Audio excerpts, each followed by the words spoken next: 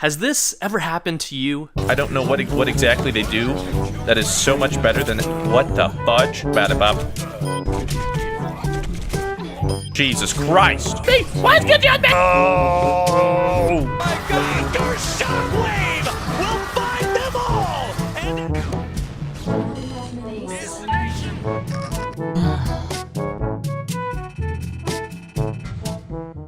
Today, the term esports is almost synonymous with South Korea. If you look at top players for any given online game, especially MOBA games, you'll find at least one Korean player somewhere near the top of the list, if not the top. In the United States, professional gaming is kind of a niche subculture, and while it's slowly gaining popularity in the general populace, the average Joe probably doesn't follow it. Compare this to South Korea, where esports has surpassed the popularity of real sports. In 2012, FC Seoul, Korea's most popular football club, won the national championship and collected $500,000 in prize money. When a pro League of Legends team, Samsung White, won the League World Championship, they took home $1 million. I mean, professional gamers are seen as celebrities in their own right. Just look at this clip of BTS meeting the top League of Legends team, T1, and they're obviously just as excited to meet T1 as T1 is to meet them. 선수랑 게임을 해보니까 좀 호흡이 잘 맞나요? 제가 많이 도와주고 케어해주면 훌륭한 선수가 될 수 있지 않을까 그런 생각이 많습니다. 저를 도와준다고요? 네. 저 같은 경우는 이제 뭐 친구를 키우는데도 큰 소질이 있는 그런 사람이기 때문에. They take gaming very, very seriously.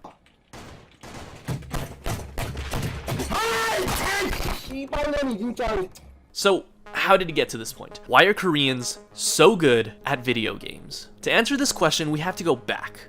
Way back. 뭔 짓이야? 형이 무슨 짓이야? Wait. Too far.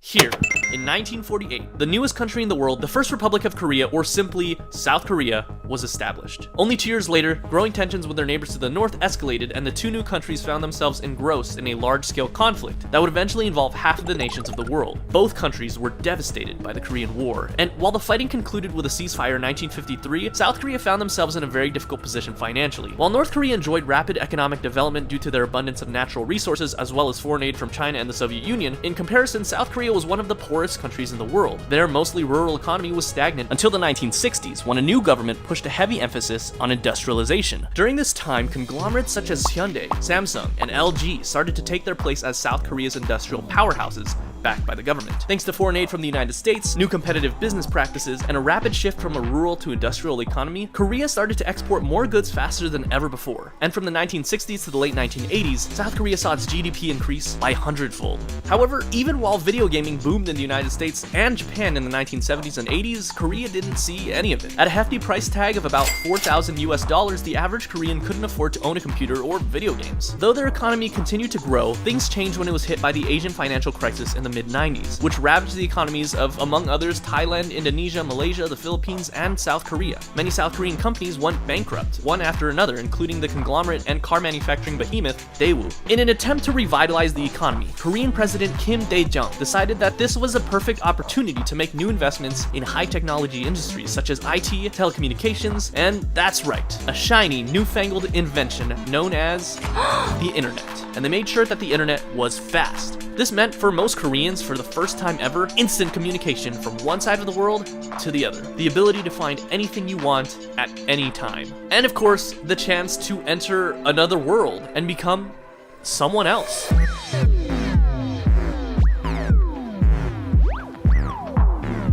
More investment in technology meant that computers were more available than ever before. This in turn made the price of personal computers go way down. Not only could the average Korean household now afford personal computers, but PC bangs, or internet cafes, popped up all over the country, and its numbers increased exponentially, quickly growing from its original dozen or so before the financial crisis to over 20,000. And it was cheap too. The typical cost for 1 hour is 1,200 won, the equivalent to a USD value of $1.04. Students would use their extra allowance to spend a few hours after school at at the internet cafe. It was the place to be. PC bangs weren't just for playing video games either. Rather than meeting up at the mall or a club, a bar, or a bowling alley to socialize with friends, young Koreans preferred to hang out at the PC bang. You can watch TV, sleep, and even order food and drinks. And in one of the most densely populated countries in the world, especially in the city, sometimes playing football or other outdoor activities wasn't possible, especially on a school day. And because school is a very, very stressful time for students, naturally they gravitated towards something that would allow them to forget about their worries for a while, as well as being cheap, fun, accessible, and something you can do with friends. Now, group interactions and fitting in, doing whatever your friends are doing, and keeping up with the trends are very important to Korean youth. In fact, you're gonna have a really rough time in school if you don't fit into a group.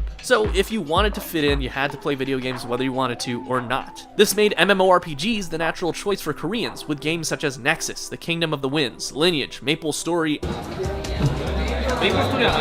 and Ragnarok Online, becoming Korean staples. MMORPGs were the preferred genre of Korea. That is, until March 31st, 1998, when everything changed. That's right, StarCraft was released. Real-time strategy hit Korea full force, and it became an instant hit and quickly became the most popular game in Korea. Everyone was playing StarCraft. And just to put it into perspective, out of the estimated 11 million copies sold worldwide, a third of them were from Korea. South Korean society, in its very nature, is competitive. Less than the best is not enough. Koreans put themselves through the ringer to give themselves even the slightest competitive advantage, competing to get into the best schools, to become the next K-pop superstar, to get a promotion in the workplace, to increase profit by just the tiniest bit. So there's little surprise that this competitive nature found its way into video gaming as well, and where Korean competitiveness really shined was in MOBAs, or multiplayer online battle arenas. Mods of StarCraft and Warcraft were made to create a new game mode, where the objective was to upgrade your character's unique set of abilities and equipment in order to destroy the other team's main structure. 2002 saw the release of StarCraft mod Aeon of Strife and the Warcraft mod Defense of the Ancients. And Koreans loved it. Defense of the Ancients received both a direct sequel, Dota 2, in 2013, as well as a spiritual successor, League of Legends, in 2009. Both are still extremely popular to this day. The fact is, Koreans love to compete, and in 2016, when Warcraft and StarCraft King Blizzard released their new hero shooter, Overwatch, which blended a classic FPS experience with the teamwork and unique character abilities of MOBAs, it was a match made in heaven. And the very next year, the Korean game development company Bluehole came out with one of the most popular battle royale games ever, PlayerUnknown's Battleground. Both of these games established themselves as the gold standard for both of their respective subgenres. And although Fortnite is more popular worldwide, Koreans still love PUBG more. They're just really patriotic that way. In all the aforementioned games, Koreans form a powerful force to be reckoned with. And if there's a leaderboard to be found, you're bound to find a Korean name somewhere near the top. You might say that gaming is now ingrained in Korean culture, and rather than being looked at as a hobby that social recluses engage in, or just a leisure activity, it's taken just as seriously as any sport.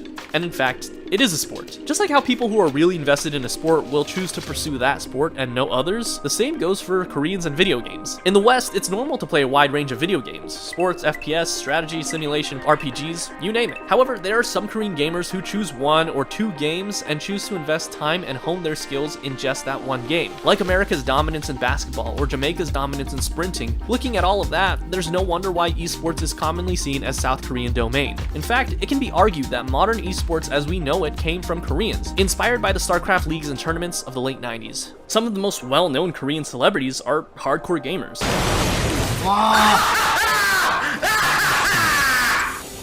또 저희 제 소나분이 굉장히 무리를 하셔가지고 되게 저에게 무리를. In fact, there's even a competition that features K-pop idols competing in different events, including, among others, esports.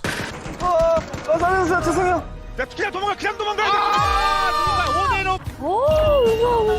And finally, we have the South Korean government to thank for a lot of this. As opposed to the American government that believes video games are poisoning our children's minds, gaming in South Korea is something to be proud of, and the Korean government plays an active role in encouraging it. After the financial crisis of '97, the government spent $24 billion planning their infrastructure around high-speed broadband internet that would hopefully turn their country into tech leaders of the 21st century. And it really paid off. South Korea consistently places near the top of every list of countries with the fastest internet, which in turn allowed for online gaming to be enjoyed by as many people as possible. And in fact, it's estimated that 35% of all South Koreans play video games on a regular basis, higher than any other country. Today, the government actively promotes gaming as part of the nation's culture, and even established the Korean Culture and Content Agency, which promotes Korean movies, television, music, comics, and of course, gaming. As Korean culture in general is spread throughout the world in the Korean wave, let's not forget that while K-pop, K-dramas, manhwas, and mukbangs are ingrained within Korea's national identity, so is video gaming. And until something significant changes in Korea's culture, expect them to be at the top for a long, long time.